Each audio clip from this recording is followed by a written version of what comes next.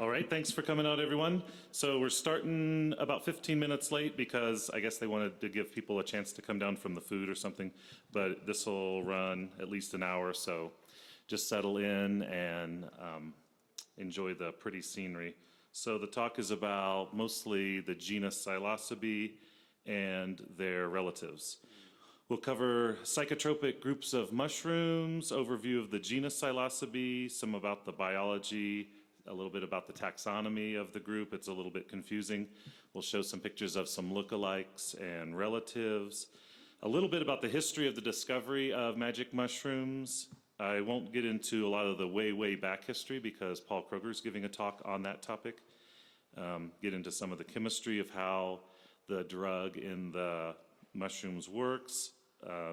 Probably one slide on psilocybin and the law and current research, and there's some other people talking about stuff like that as well, so I don't get too heavily into that because I don't want to step on their toes.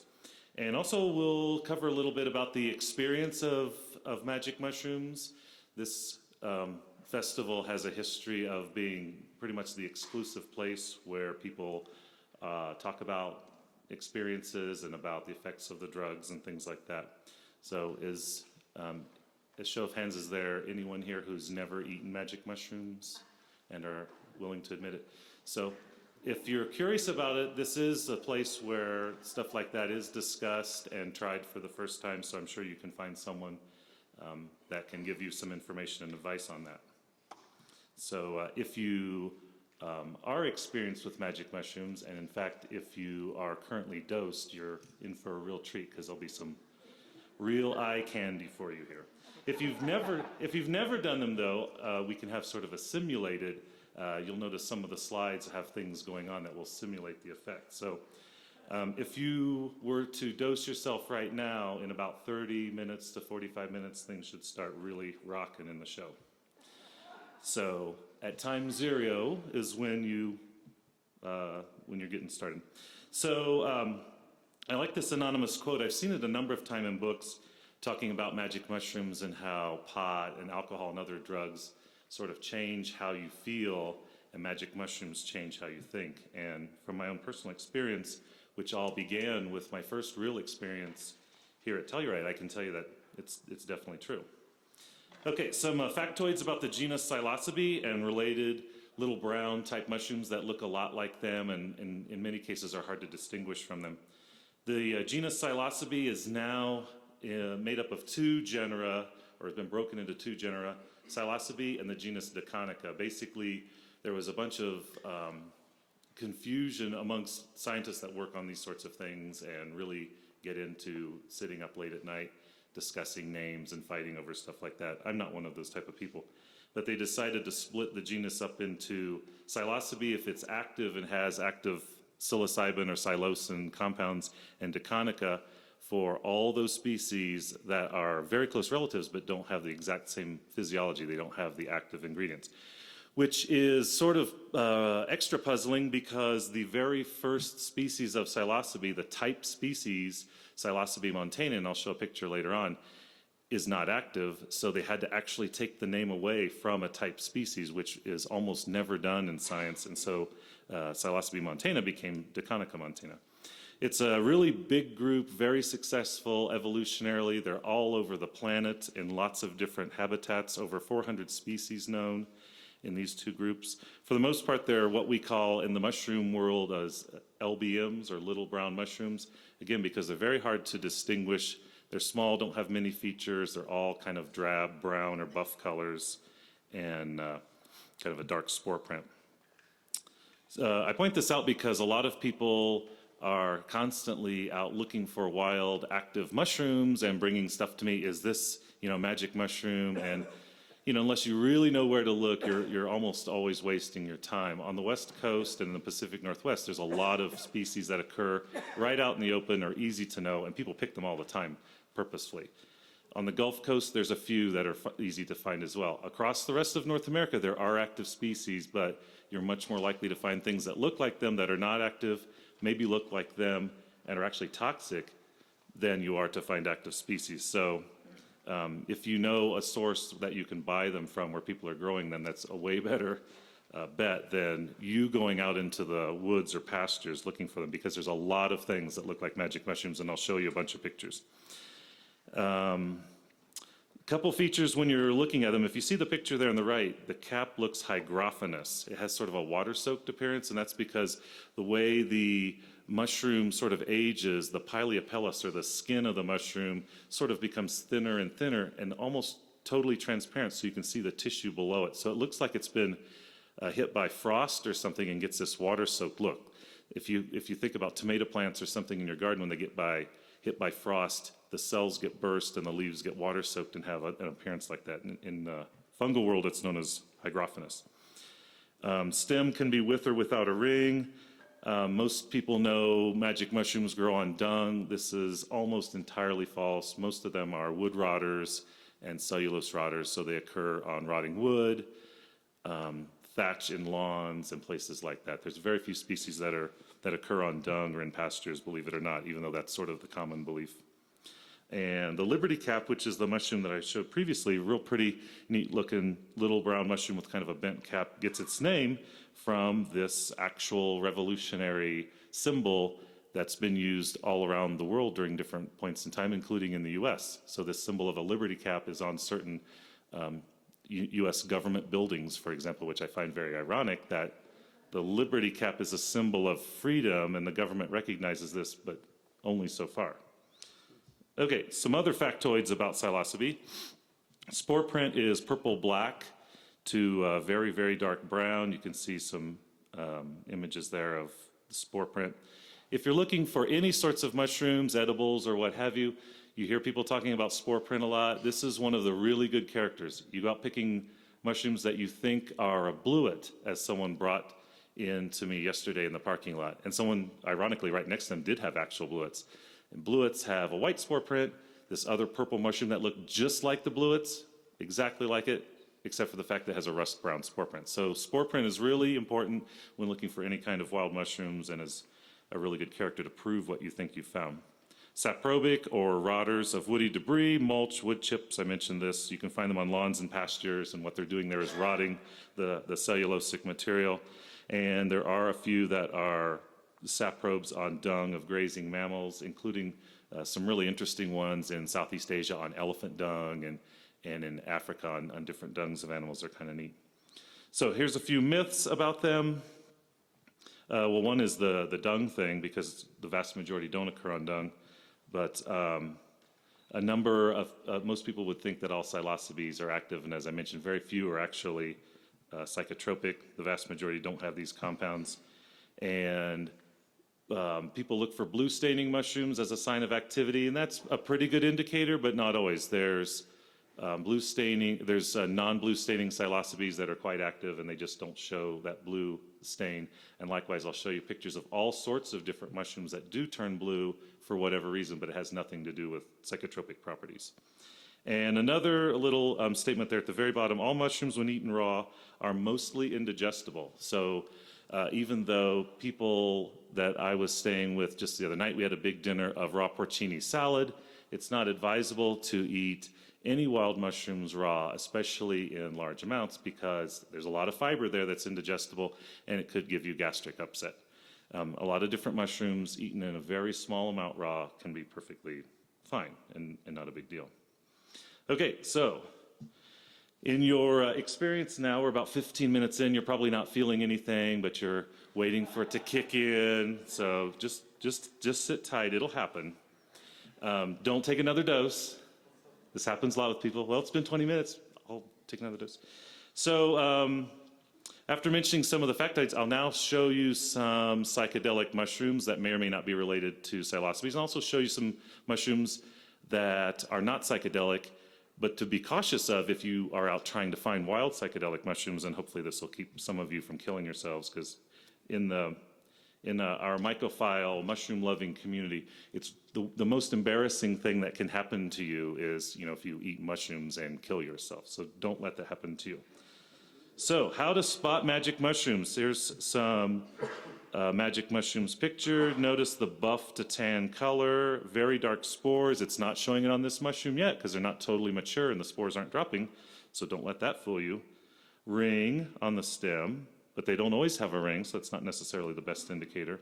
The ring, of course, is the partial veil. That's the covering on the gills right before the cap breaks. When the cap opens and breaks, then that partial veil covering the gills and protecting the gills from insects eating immature spores and things like that, that breaks and leaves a ring on the stem. And an umbo is that bump on the top of the cap. That's sort of a fun word to say. The Liberty cap, of course, has a really exaggerated umbo, and that they're saprobic, so you won't find them growing on live organisms or anything like that. They're rotters. They're also not mycorrhizal.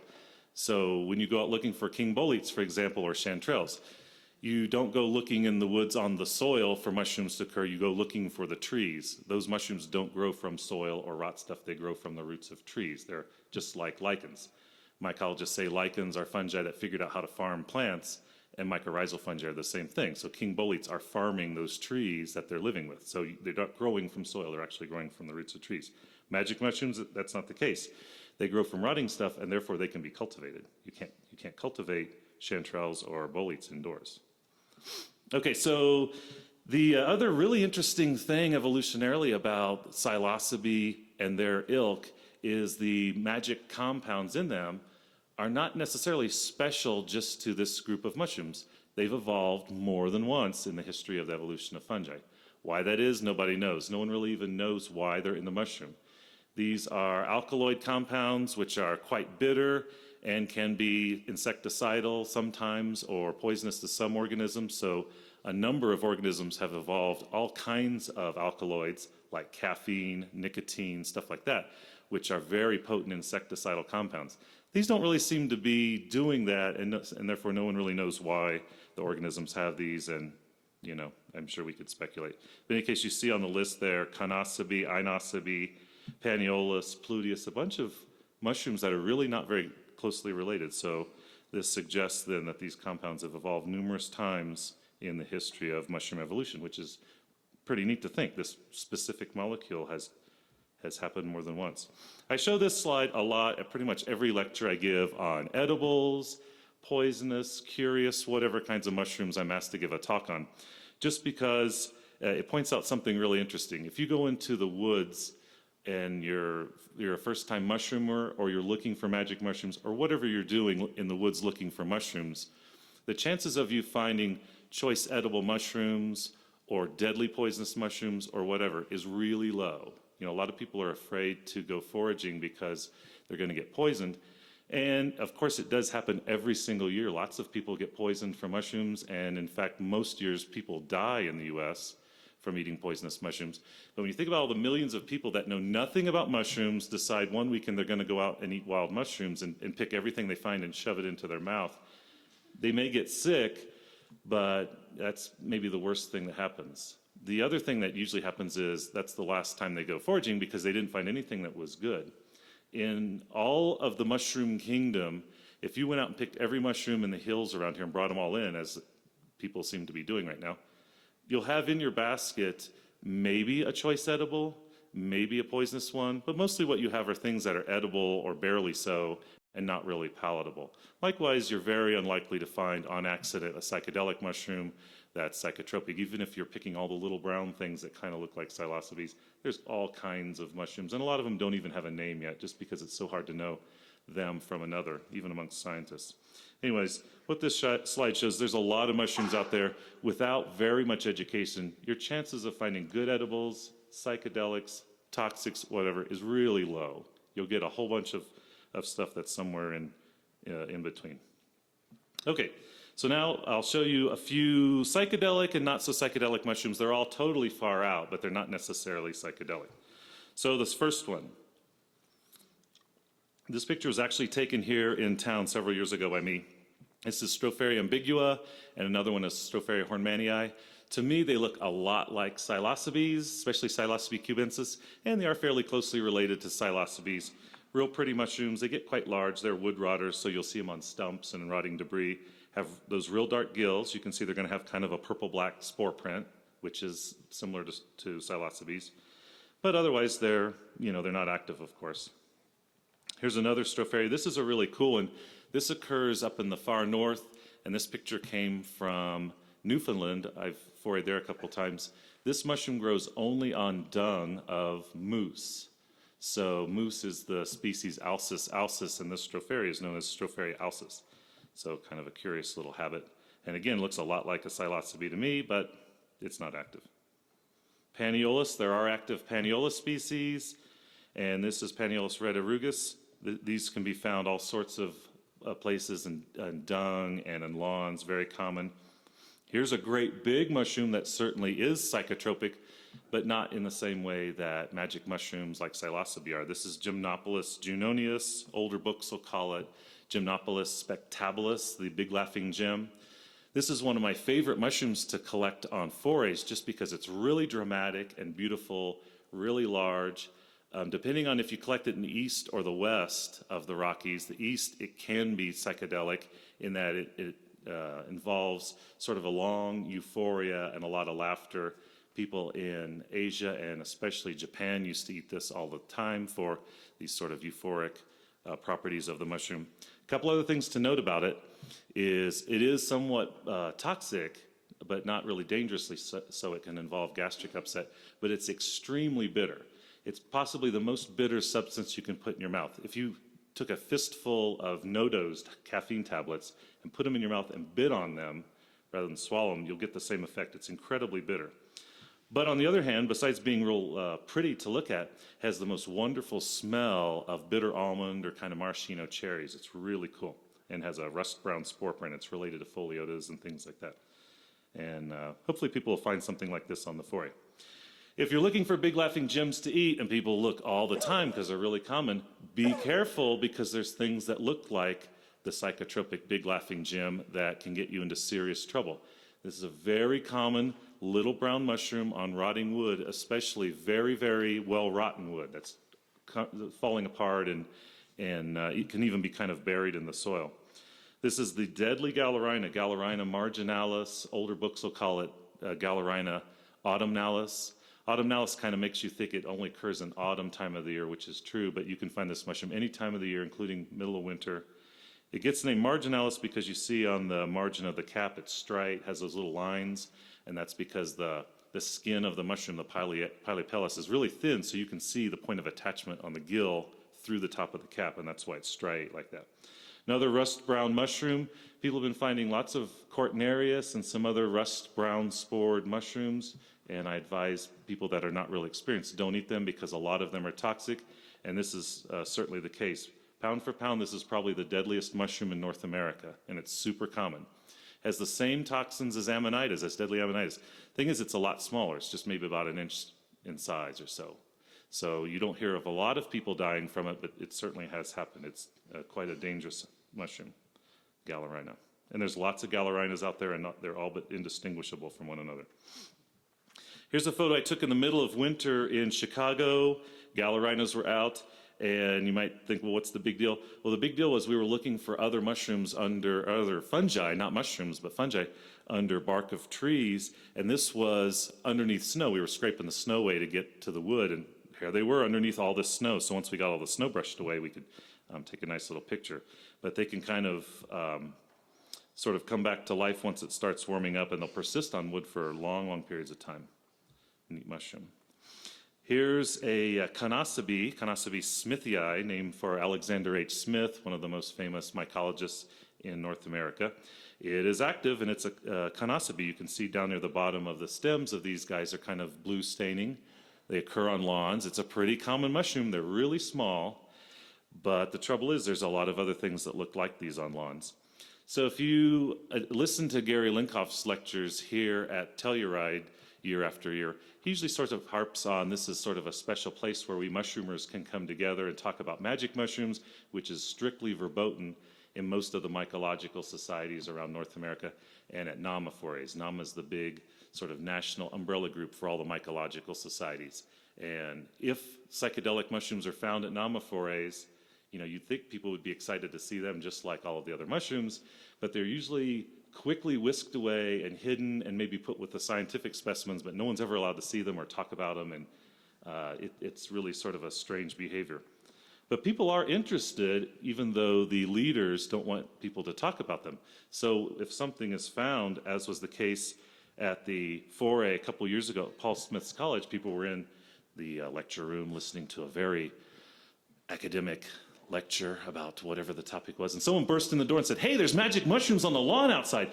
The aisles were emptied. Everyone went outside. So despite the fact that the leaders of this group are, forbid you from talking about them, people really do want to see them and are interested. What are they doing in the environment? Why do they have these chemicals or whatever? So everyone went outside and was all over the lawn looking for these things. It was kind of neat.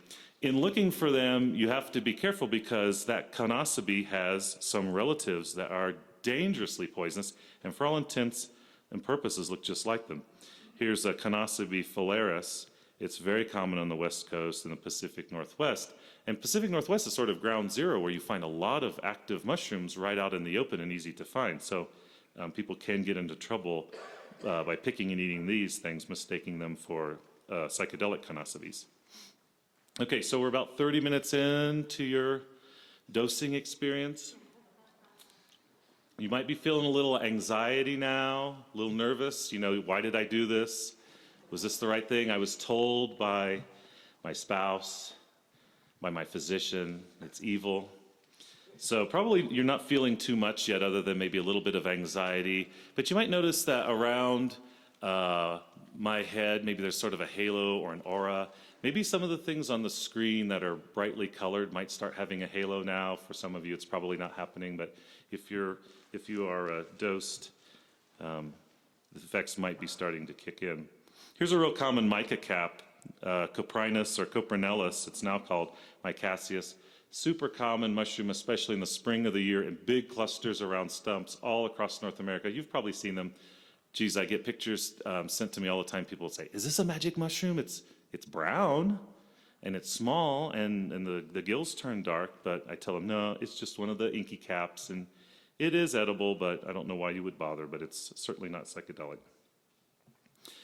Here's a case of something that's psychedelic, but it's also dangerously toxic. This is the fairly famous Inocobe calamostrata. It does contain pretty good amounts of psilocybin, but also contains muscarine and even some other toxic compounds, so not to be messed with. You do see on the bottom of the stems of these guys that were picked, there's some blue staining, which is indicative of the psilocybin in them, but it's definitely not something that you would want to eat.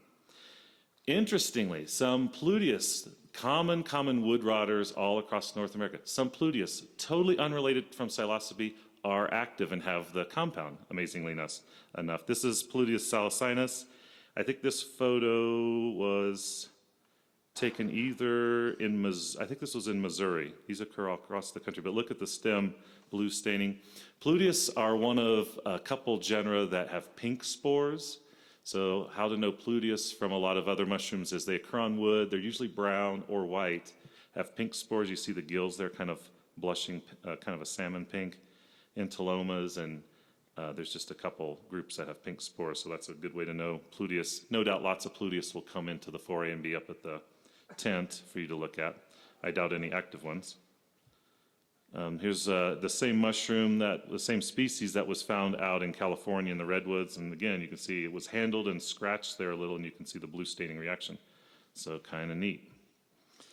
Amanita muscaria is sort of the poster child for hallucinogenic mushrooms, and I'm not talking about them at all really in this performance because they don't contain psilocybin or psilocin or anything like that. The other thing is they're widely known to be psychotropic or at least have some mild psychotropic properties. I don't really know anything about that. Personally, I've not eaten Amanita muscaria. I ate a lot of Amanitas, but have never eaten these. They are well known to make you sick, so I figure, why bother eating them when there's other magic mushrooms that don't have the ill effects. They are extremely pretty, and in this species in particular is really neat because we have red varieties on the West Coast and out here, which is the species Amanita muscaria flavivulvata. If you're finding buttons of it right now, they're just starting to come up in most places. They're big, fat, chunky button, yellow, and kind of powdery on top. That's not going to be a yellow Amanita. That's the outer skin, or the universal veil is yellow. and that's why they have this name, Amanita muscaria, variety flavivulvata. Flavi means yellow, and vulvata has to do with the vulva, so it has that yellow skin.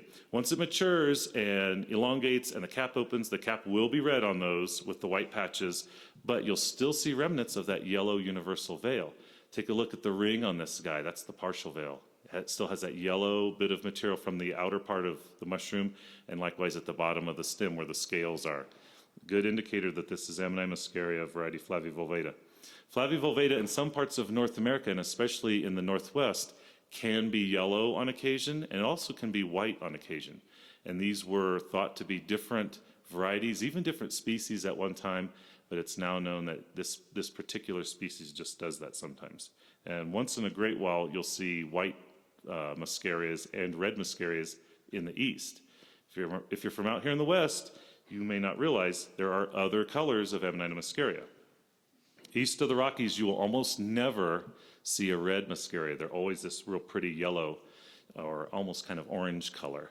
And that's the muscaria that I grew up learning. And the variety of this one used to be called Formosa, which means beautiful, but it's now called the older original variety named Jasowii.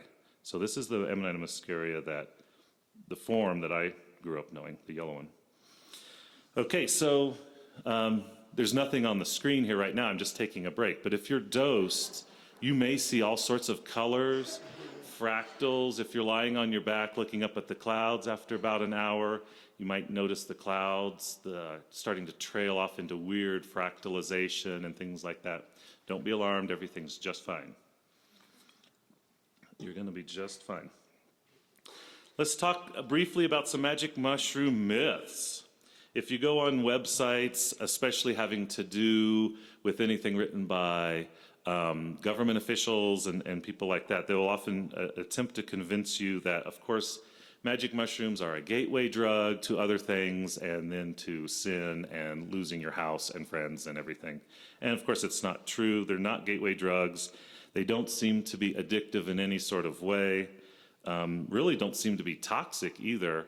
I don't really know of cases of people overdosing and having anything bad happen from that act in of itself, maybe falling off a house or something, but they don't seem to be toxic like, cigarettes or alcohol, which is extremely toxic.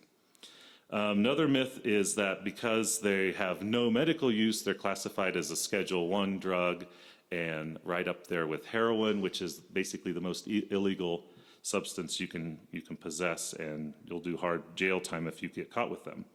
This is, of course, ridiculous because, frankly, anything that has some drug that's so powerful at altering your mind or physiology or what have you, I mean, certainly there has to be some potential for medical use there. Whether people have figured that out yet or not is another matter. And we're right now just starting to enter the age of people being, once again, allowed to do medical research with the drugs. And after just a few trials, they've been finding really profound results. It's really amazing. And I know every year here at Telluride, people talk about that. So I'm not really going to mention that too much. But certainly that's maybe the biggest myth there of all, is that there's no medical use for psychedelic mushrooms. I mentioned the myth of them always growing on dung. This is definitely not true. All mushrooms that stain blue are psychedelic is definitely not true. A lot of boletes, as an example, turn real pretty blue. The aspen boletes, which we have commonly around here right now, are lexinums, and they'll turn blue, and then the blue will turn into kind of a gray and then even black. And they'll blacken your entire dish if you happen to cook with them. Some really pretty ones, Boleus bicolor, this guy here, Gyroporus cyanescens, turns this electric blue, really spectacular to see. And some of the blue staining boletes are poisonous, some are not. You're usually cautioned against eating any blue staining boletes, but certainly they're not going to be psychedelic. I hear a lot of times and read about magic mushrooms being sacred gifts from one or more gods down through history, or even believe nowadays, and I can't really address that since I'm more interested in more of the sort of scientific and aspects of them, evolutionary aspects. All mushrooms with psychedelic effects are safe to ingest. This is not true. I showed you some psychedelic mushrooms that do have psychotropic properties but also have toxins in them. And another myth every once in a while someone asks me about, and I don't know where this comes from, is it true that psychedelic mushrooms glow in the dark? So what do you think, Raleigh? Yes or no? No, that's crazy. But mushrooms that glow in the dark are pretty cool. This little brown mushroom mycena, some of them are white. No one ever likes collecting these because they're so drab or whatever. But turns out a lot of them have other neat properties about them, like glowing in the dark or some other things. So as an example, this is what Mycena lucentipes looks like after dark. It's not psychedelic, but just makes for a pretty show in my slideshow. Okay, history of psilocybe. After my talk over at the Nugget, Paul Kroger will be talking about the ancient history and uses of psychedelics, so I'm not really going to mention that. I'm going to mostly start and just briefly mention them being used for long periods of time in Central America and then being discovered by people in the West in fairly recent times, and then that's where I'll come in. So Paul's going to talk about Teonanancatl, the flesh of the gods, and ancient uses at the Nugget after a while later today. So don't miss that. So this is a scene from an actual ceremony that was performed here at Telluride just a few years ago. Every once in a while, they get people from Mesoamerica to come in and do different healing ceremonies and things like this. People in Central America had been using psychedelic mushrooms for religious and other purposes for centuries. And somehow this was totally unknown by scientists in the West. And it, to this day, just boggles my mind how recently they were discovered. How they were discovered probably boggles my mind even more. So there was a guy who was probably like most of you in that he was a mycophile, liked going out foraging for mushrooms and cooking with them and just studying them. He was just sort of a myco geek. He really liked figuring out what mushrooms were. Oh, and he happened to be the vice president of Citibank on the East Coast. And so he was deep-pocketed, and about the time he was retiring, he started traveling around looking for interesting mushrooms he'd seen or read about in literature, something like that. And he'd heard about, from reading some texts, heard about some mushrooms with odd chemical properties in them from Central America and Mexico, and decided to go down and try to check these things out. He ended up getting involved with an actual healer down there at Curandera and somehow hornswoggled his way into an actual ceremony and ate, for the first time probably to Western science, 8 magic mushrooms and documented, in so much as he could, documented what happened to him. His name was Gordon Wasson, the vice president of Citibank. So he came back to the West. This was the most amazing thing he'd ever done in his life, and he wanted to tell everyone about it. So he wrote up an article for Life magazine. As I look in the audience, I see people who are old enough to know what Life magazine used to be. So he wrote an article for Life magazine, and they, of course, summarily said, no, we don't publish stuff like this. And so he knew the editor, talked to them, and paid them a sum of money that got the article published. And I've read it was the only time they ever were paid to publish an article in Life magazine. In any case, in May 13, 1957, Life magazine, featuring this article, this amazing tale by Gordon Wasson, hit the stands, and basically the very next day, tickets were being bought to fly down to Central America by hippies, and the Summer of Love was on. So here's Gordon going through, there's all kinds of pictures that Gordon and others took, going through some of the villages where people cultivated and collected in the wild as well. Just tons of this stuff, and those are dried, little tiny magic mushrooms drying in the sun. Collected tons of this because they'd been using them forever. So there's all kinds of stories that go along with this. We could talk hours about this. It's really fascinating and really hard to believe all of this stuff went on.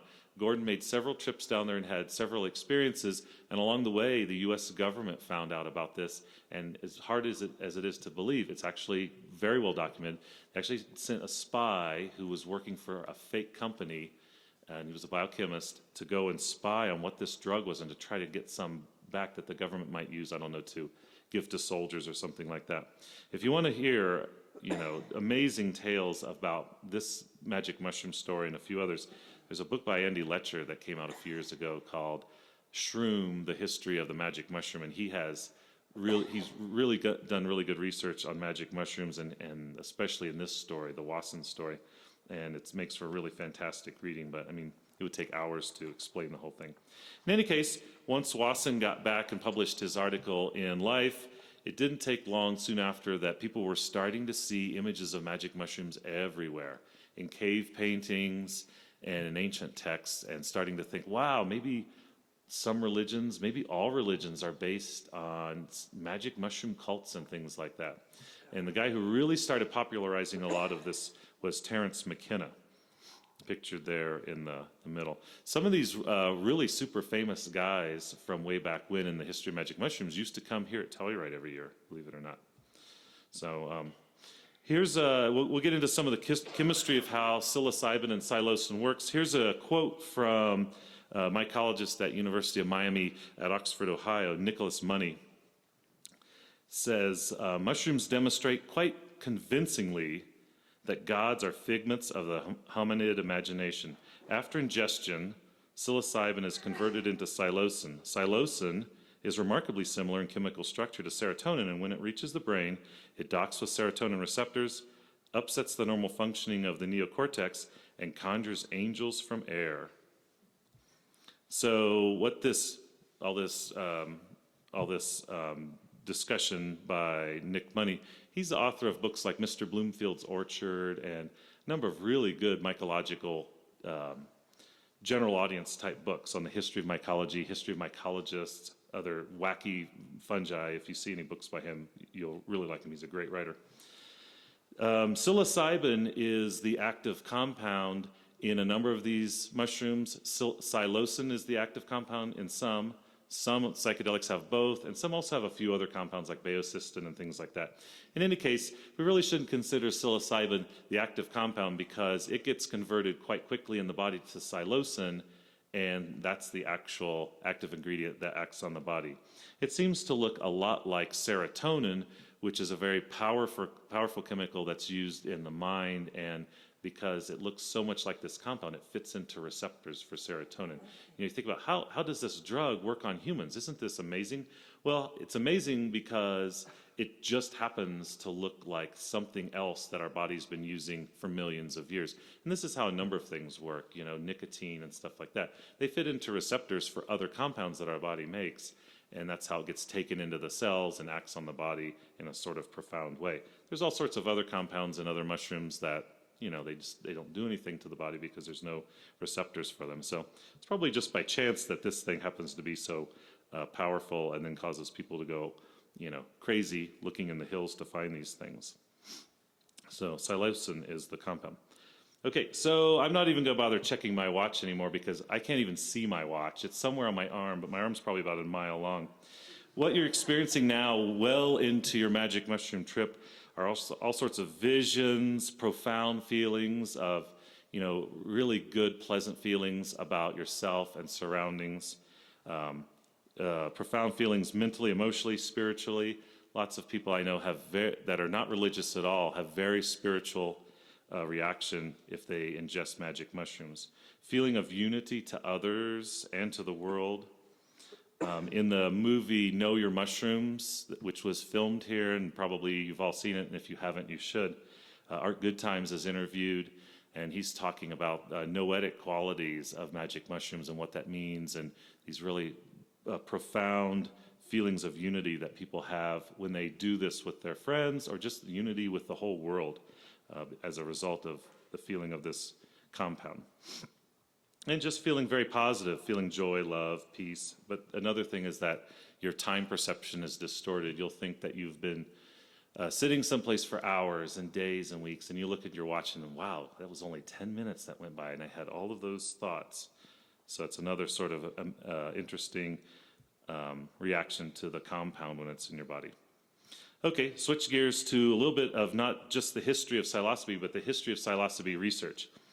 The grand poobah of the genus Psilocybe is this Mexican mycologist here in the middle of the picture, Gaston Guzman. He named most of the species. He's still around, but he's getting on in years and doesn't really travel anymore.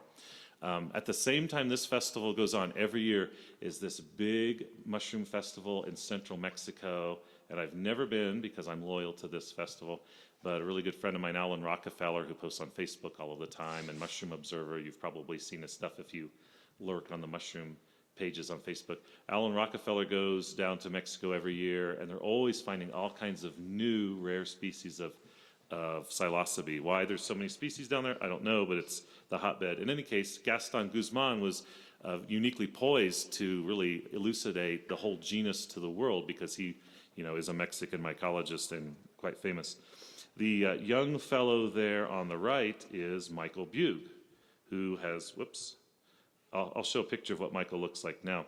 Anyways, Michael Bugue, as we'll see in a couple more slides, is responsible for being the biochemist who really figured out the concentration of the active compounds in dozens and dozens of these species. And he's spoken here at Telluride just a year or two ago. He's retired from Evergreen State College. And he lives up on the Columbia River now. So the discovery of the active compound in the mushroom was by this guy here, who's also famous for being the first to purify and identify the active compound in another fungus, and that compound is lysergic acid diethylamide, LSD. This is Albert Hofmann. Albert Hofmann died just a couple years ago. He was 102, and besides being the founder or the discoverer of LSD and psilocybin, he was a very famous biochemist, and all of his amazing discoveries, he always lamented that his greatest discovery and at the same time his worst discovery was LSD, because he said if he had lived at any other time when there wasn't so much political upheaval and wars and things like that, this compound would have been the greatest drug ever of all time. But it got basically misused by a lot of people, and then the government shut down all research into it, and only now, through MAPS and some other organizations, people are starting to look at it again. Of course, there are actual medicines that are made from LSD and LSD-like compounds, but mark my words, in a few more decades, there'll be certainly several more. So it's interesting that he was the first to find both compounds. Both compounds sort of act similar in the mind, producing euphoria and hallucinations and things like that, but they have some other very stark differences. They're both similar in that they're both alkaloid compounds and bitter tasting compounds if they're purified and you taste them on your tongue. They're both similar in that they are created by fungi, but they're different in that they're created by fungi which are totally disparate evolutionarily. The most common one that was used by people in the hippie time, they were stolen from Hoffman's lab and the Shulgin labs and places, was the famous LSD-25, which maybe you've heard of. There was a really interesting story in, was it New Yorker magazine just recently, about the guy who was responsible for giving out probably more LSD than anybody and how he ended up murdered, and it was a real mystery. Anyways, so this is the lowly little fungus that LSD comes from. It's an ascomycete. It's not a basidiomycete like magic mushrooms. It's this little ascomycete. Therefore, it's related to morels and things like that. It's a plant pathogen. It grows on grain, gets into the grain, and takes over a single ovary where a seed would be and forms this sclerotium, sort of a resting stage that will then produce a fruit body in the following year. I don't know why these alkaloid compounds are produced by the fungus. They're extremely bitter and cause violent vomiting if you ingest grain like this. You're probably not going to, but certainly grazing animals for millions of years have. So my guess is that's probably why they evolved, and it just so happens that they have profound effects on the mammalian mind. In any case, this fungus is what produces the LSD active compound. The fungus is Claviceps purpurea. People that have ingested this in the past accidentally have experienced different pathologies like St. Anthony's fire, which is because the compound, in addition to acting on the mind and causing hallucinations and maybe seeing witches and things, such as back during the Salem witch trials, this is believed to have been the cause of the big witch trials. People seeing witches were eating grain contaminated, it's thought, with this mold. In addition to seeing visions and things, it's a very strong vasoconstrictor. So it causes the veins and arteries in your extremities to be constricted and not get enough oxygen, so you feel a burning sensation. Long-term ingestion of this, again, by grazing mammals, much more so than humans, can cause gangrene and things like that. So limbs actually fall off, tails fall off, and coat of animals falls off. There's a whole bunch of a related fungi in this tribe of clavoseptaceous fungi known as the Balancea, and includes endophytes on grass that people that raise horses and cattle and stuff still have to deal with all the time because of animals having aborted fetuses or maybe losing limbs in extreme cases and stuff like that. So kind of neat for that standpoint. Here's the guy, Michael Bugh, in modern times. He's about to come out with this fall the big giant guidebook to the Ascomycetes of North America. And here we were getting pictures for his book. This is a brand new species of morel that was just found in Washington.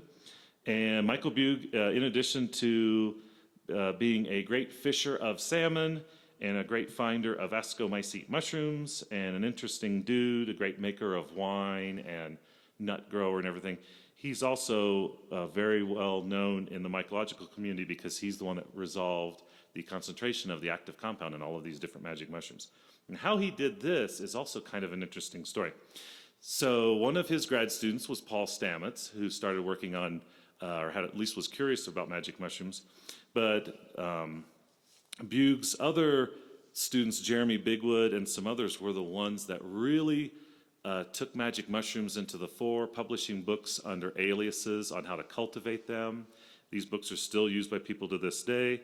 Bigwood had secretly been friends with people at the DEA and got, shall we say, under the table paperwork that allowed Bugh to work on stuff that was strictly forbidden to be worked on, so he was allowed to have mushrooms.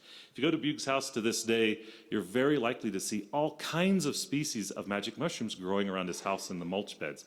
And he doesn't know why. He doesn't eat magic mushrooms. He's eaten them exactly once in his life, which is odd for someone that worked with them for decades.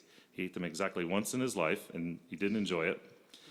But around his house, he has all these different weird magic mushrooms, and he thinks it's because every day he was coming home from the lab and, shaking his clothes off outside or whatever. So he was basically sporulating, inoculating his property with dozens of different species. So anyways, if you can find where his house is, and I'm not going to tell you, you can find them growing in the wild. Here's someone you should all recognize. He's been here numerous times, Paul Stamets, what he looks like today. He can usually be found roaming the forests in the Pacific Northwest. He's written pretty much the reference books on psilocybin mushrooms, and he's right now revising his last one, and I don't know, it'll be out in another year or 2 or 10 or something.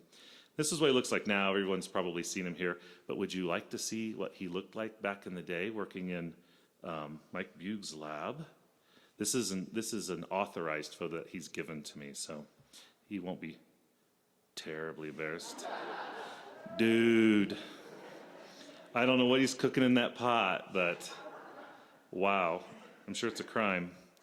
Okay, so I just have a few more minutes. Again, if you're a latecomer, we started about 15 minutes late, and I'm going to take up my whole hour. So just a few notes on the confusing taxonomy of psilocybe. As I mentioned, the genus got sort of divvied up into psilocybe, the active species and the non-active species, which now we call the genus Diconica. I only point this out because if you frequent Facebook pages or read Fungi Magazine, which is, of course, your most excellent source of mushroom stuff, I just happened to publish it, you'll see this term Diconica used all the time, and people are always asking, what is that? Where did that come from? It's actually an old name that was used a long time ago, but it got taken away, and now it's basically been resurfaced. If you look at this phylogenetic tree, this is sort of like the evolutionary who begat whom tree of where things are. Okay, so very bottom half are all the Ascomycetes, so that's the largest group of fungi by far. We're not talking about those. Upper half of the tree are all the different Basidiomycetes. So mushrooms, guild mushrooms, pored mushrooms like king bolete, polypores and things like that are all in this tree. Going up the tree from most primitive to most modern, you go from the most primitive things like chanterelles and polypores and gomphus and russulas. These are all really old types of mushrooms. Boletes, things like that. And then you get into the highest group, the agarics, and these are the guild things. And you're like, wait a minute, there's guild things down below there. There's boletes that seem to have gills, and there's polypores that seem to have gills. Turns out a lot of these structures are not really good to base in and of themselves on the evolutionary history or phylogeny of fungi, because these forms evolve over and over again. Tails on organisms have evolved numerous times, and different types of furs and feathers and appendages and stuff like that. So nature keeps tinkering with stuff, and it seems to have been tinkering with mushrooms because we end up with things that look like they should belong to other groups, when in fact, when we look at their DNA, it helps kind of erase some of the question marks we have when we look at just simply spores and sort of gross morphology. Anyways, when you get up into the most modern mushrooms, that's when we find things like I'm really interested in, like Amanitas and Agaricus and Stropharias, and in some of the magic mushrooms like Psilocybe and Diconica. And you see that their close relatives are other dark-stained or dark-spored mushrooms, and even some of the brown-spored mushrooms, so Agroscibes and Foliotas and Stropharias. And these are all things that people always knew were related to Psilocybe, and it turns out the DNA, of course, supports all that. So let's see some pictures of magic mushrooms. So we do a special issue every year on one single topic in Fungi Magazine. We publish quarterly in the seasons, but we do a special issue. We did on chaga last year. The year before that, we did an issue totally devoted to the genus Psilocybe. And it's a magazine for general audiences, but we do have academic and scientific research papers as well. A few people around the world, famous mycologists who will remain nameless, said this will be the end of Fungi Magazine. I hear you're doing a magic mushroom issue. You're going to go the way of high times, and this is going to end it for you. And I said, I don't think so. There's a lot of interest in it. This isn't going to be like a big hippie, trippy type magazine. We're going to try to get at the science, and the history of it and everything, because people want to know this stuff. There's a lot of myths out there on the internet. And this has been by far the most sold single copy of any mycological journal ever in North America, by far. So all those people had to eat it. And it's on sale right outside. Anyways, so we had a lot of pictures of Psilocybe, and for me, it's kind of a downer because our magazine, we have a lot of very big visuals, color photos and stuff. There's a lot of pretty mushrooms. Unfortunately, the magic mushrooms really aren't the most photogenic, as you'll see, but I'm just going to show you what these guys look like. Again, they're mostly little brown, drab-looking mushrooms, and that's just how it is. This was the type species of Psilocybe, Psilocybe montana, now known as Diconica montana. This was the first species named in the genus by Gaston Guzman. It's super common all across North America. Very tiny guy. If you go in the woods looking for mushrooms in mossy areas, you have stepped on it. It occurs everywhere. It gets the name montana because it is found in montane areas, but it's also super common in the Midwest where I live, Ohio, and Wisconsin and other places. It's all across North America. Of course, it's not active at all, so most people wouldn't really seek it out. Psilocybe, also known as Diconica coprophylla. This is a dung lover. This is a pretty common mushroom. Turns up at forays all the time. Of course, it's not active. You see, here's a little mushroom weigh boat with an ID tag. This was from the New Mexico Mycological Society's annual foray a couple years ago. Real commonly seen. Again, it looks like gallerinas and a lot of other things, so even if you thought it was active, you wouldn't want to eat it just because you don't know. Psilocybe similanciata, the Liberty Cap. This is one of the more potent magic mushrooms found in nature. 1% activity by dry weight, which is pretty potent. It's a little bitty guy that grows in grass. Native to Europe. It's now pretty widespread around the world. I wonder how that happened. And you can find it in North America, both on the east and west coast sometimes, and I think even in the Rocky Mountain states. Cute little guy. Psilocybe cyanescens, very common on the west coast. If you go in Golden Gate Park, if you go in other big parks in Oregon, Washington, you can see tens of thousands of these in fruitings. People walking right past it have no idea. Everyone knows about Psilocybe cubensis, the real popular cultivated Psilocybe. This guy is much more potent than that, and it's super common. So you'll see hippies in the parks picking them to this day. 1% activity, sometimes, according to Bugh's studies, up to 2% activity by dry weight, which again is several times more potent than most of the Psilocybe cubensis strains. And small brown mushroom grows in wood chips and mulched areas and stuff. It's notable because, in addition to be strongly blue staining, it has sort of this wavy cap on it. So when you see tens of thousands of them, they're pretty striking to see. Here's another view of cyanescens. Wow, look at the partial veil on this guy. What's going to turn into the ring? Doesn't look like the Psilocybe cubensis membranous ring. It's more of a cobwebby veil. So we saw a Cortinarius species yesterday. People were bringing them in. Everyone knows that Cortina, it's got to be a Cortinarius. And I said, well, there's other species that have that type of a veil, including at least one species of honey mushroom and at least one species of magic mushroom. So, of course, now everyone's tearing through the bag, seeing if they got more, but they didn't. So anyways, you see it growing there on wood chips. Here's Psilocybe angustispora. I throw this in here because this does actually grow on dung, and this is a photo from Paul Stamets. This is on elk dung. This tiny, tiny little Psilocybe. You know, you can see the size versus these pellets. Pretty neat to see. Magic truffles. What are magic truffles? I'm only going to show one slide. Gary Linkoff has so many really funny stories about magic truffles and the Telluride Mushroom Festival and the whole history of discovering them, because he was there when they got discovered and climbed the barbed wire fence when they were first discovered, and ask him about it. If he didn't talk, I wasn't here last night, but if he didn't talk about it last night, ask him. He can really tell you some stories. What are magic truffles? Well, they're not really truffles at all. A number of mushrooms produce a sclerotium, or sort of a resting nutrient storage, a lot of fats and things in there underground as a reserve before they fruit.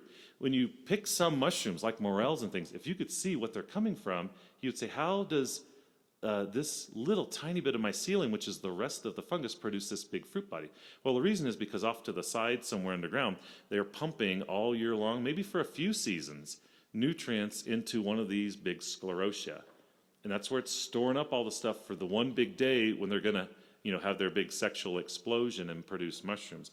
And that's what these are. So there's not that many species of Psilocybe known to make these sclerotia underground, and maybe just Tampanensis might be the only one. I can't recall any others. In any case, they look kind of like truffles, so people call them magic truffles. For a while, they were thought, well, they're not a mushroom, so you could get around the law by having these rather than magic mushrooms, and I'm not sure what the status is in Holland anymore. In any case, you can see they certainly are blue staining. They're extremely potent. Tampanensis is 1% activity by dry weight. And you could, I don't know, carry these around like a potato with a potato peeler and shave off slices to people. I'm not saying that ever happened at Telluride, but it could have happened. Ask Gary. And now we come to the Telluride Mushroom Festival. I only have a couple more slides. I want to point this out because if you are naive to magic mushrooms and have never tried them before, I got to tell you, as a grad student and a doctoral student and a scientist, I'd read, of course, as a mycologist, read all the stories on magic mushrooms and the trips and everything. And I thought it was ridiculous. It was the most ridiculous thing I'd ever heard. I didn't believe this stuff. In fact, in high school, I'd eaten a magic mushroom or two on occasion at a party with beer and pot and stuff like that. And, you got high and laughed and things. And I thought, these tales of these journeys, like this guy, Gary Linkoff, going off into space, this is insane. Until the first year I came to the Telluride Mushroom Festival, and I saw the light. I really had an amazing life-altering experience, and I've been coming back ever since. So this is a scene from a couple years ago when we had this right before the parade. A number of you were there. This little bit of rain passed over, and this amazing rainbow down at the end of the canyon, which is where we go on Saturday. If you've never been, you got to get in the parade, and you'll head down there towards the rainbow. And they say the wild honey bear lurks on Telluride weekend in the hills, and you can find out if you head to the hills on Parade Saturday. You may catch sight of the rarely seen honey bear. These magic mushrooms, again, turn up other places. Just last year, this was hilarious. If you were at the annual Namaforay, Namaforay is at a different spot every year. It was in Santa Cruz last year in December. And lo and behold, some of the potted plants growing right there at the Evangelical Retreat Center that doesn't allow alcohol. Someone said, hey, what's those mushrooms sticking out of the pot? So they were put out on the display table with all the other mushrooms. Hour later, they were gone. After dinner, they're back out on the display table. Later that night, they were gone. They kept coming and going. I don't know who was hiding them and who was bringing them out, but it was sort of this running joke. Here they are again, and they kept coming back around. It's like luggage, at the airport. It goes missing, then it comes back around again if you wait long. So anyways, I'm just pointing this out that some of these species, this is the trusty old cyanescens, some of these species are pretty commonly seen around human dwellings, even though, just looking at this thing is about the most illegal thing you can do. You can be literally thrown in jail for the rest of your life just for touching it. But there it is, it's common, it's everywhere. Psilocybe stuntsii, Stunts is blue legs, named for the famous Washington University in Seattle mycologist, Stunts. He discovered this active species, it's not that potent, growing in the mulch right outside the botany building. And so his students started calling it Stunts' blue legs, and when they published the name Stuntsii, he wrote to the journal. He didn't even want this name to be used because he wanted nothing to do with magic mushrooms. It was anathema to him, but they published it with his name as the specific epithet anyway. Anyways, it's very common in the Seattle area. You see it everywhere. Again, not particularly active. Here's one that's extremely active, Psilocybe baeocystis, amazing 1% activity dry weight plus 0.1% baeocystin, which is a very potent psychotropic compound in them. Look how darkly blue they stain when they're handled.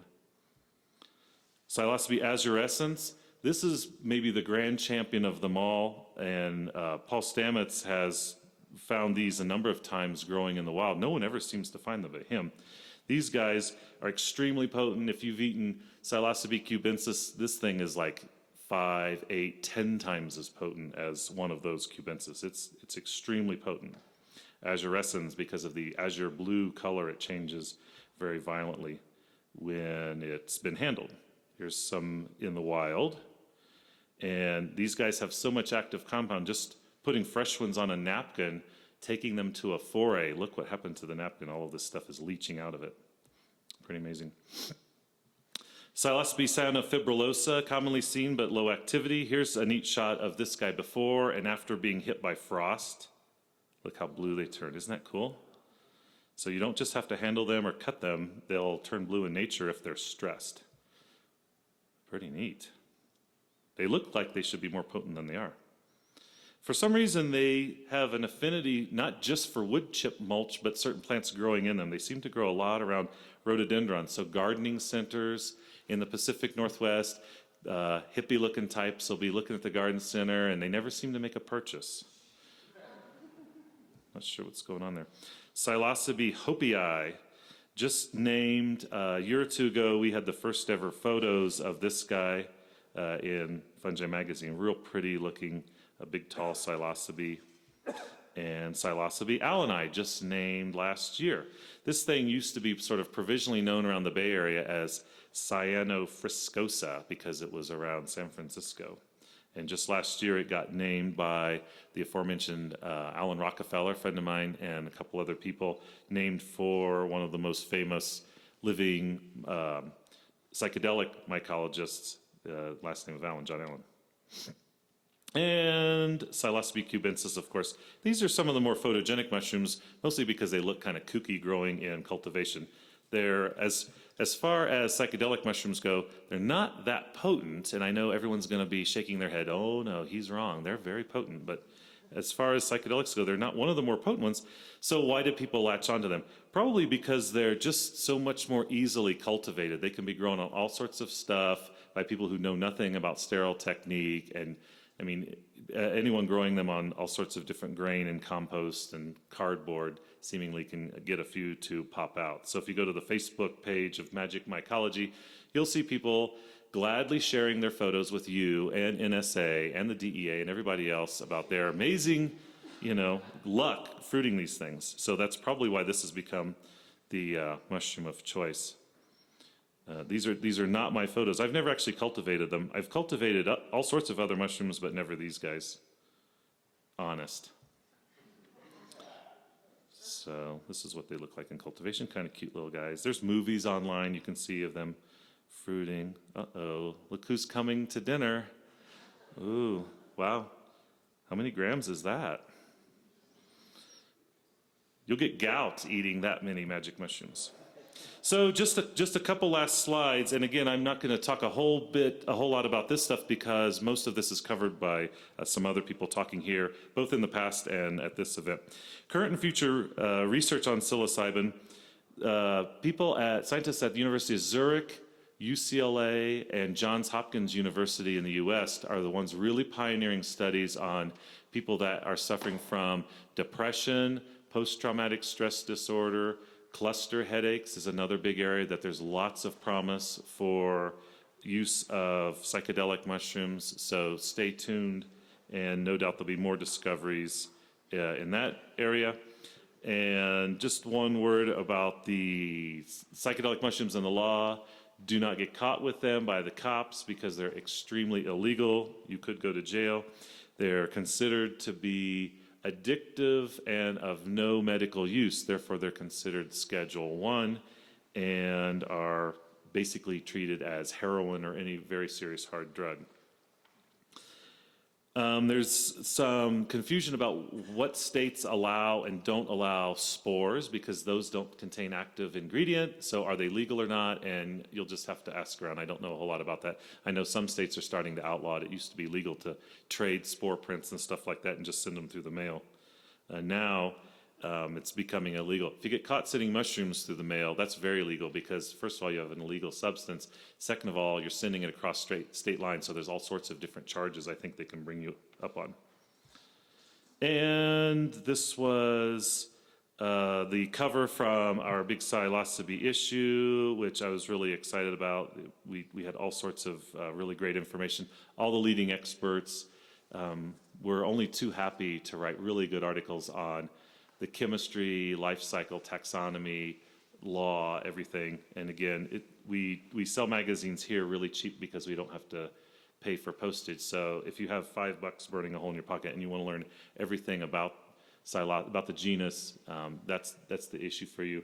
Paul Stamets usually holds up a copy whenever he gives a lecture on anything, really, because he was so proud of the issue. He was one of the review editors of the issue, and says that this publication was the most important publication on the genus in 20 years. So if Paul Stamets puts his stamp of approval on it, I say we did good. Just a few acknowledgments. I have a lot of photos that I used here from a number of people that some of you may know or not know. Some of them may even be in the audience. So thanks to those people whose photos I've ripped off and used. No, I borrowed them with permission. And that's pretty much it. If you have any questions, I can try to answer them. At the same time, there's probably half the audience knows more about magic mushrooms than me, or at least some aspect of them. Also, I remind you that Paul Kroger from Vancouver, he's I think still the president of the Vancouver Mycological Society in British Columbia. He's here. He's very knowledgeable about magics and will be giving a talk next at the Nugget. So thanks for your time.